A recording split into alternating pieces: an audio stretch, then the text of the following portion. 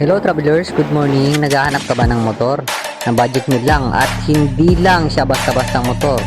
Oh, ito ay mga big bike na pwede nyong pagrentahan dito sa backroad, no? Dito sa mga General Luna, Siargao. So sa mga mahilig mag big bike dyan, no? Marerekomenda ko sa inyo itong parentahan ng motor sa C-Moto located at Backroad, Katangnan.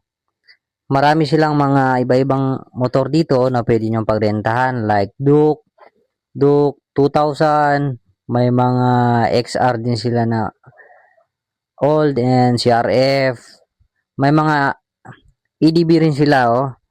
Sa nakita ko dito sa kanila, hindi lang talaga basta-bastang mga motor katulad dito na motor nito, ang ganda, parang gusto kong rentahan.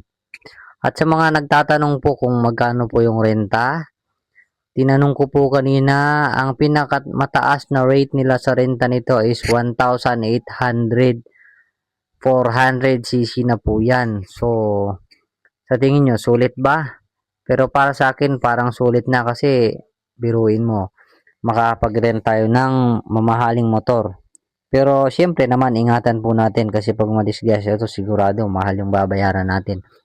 So, sa mga naghahanap dyan ng mga big bike na gustong mag-ride dito sa Siargao, so ano pang hinihintay nyo? Bisitahin nyo po ang kanilang Rent Motorbike dito po sa Backroad.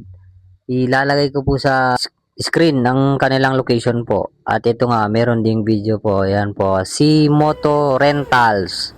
So, yan po, Rental Gao. So, yun lang po. Maraming salamat po.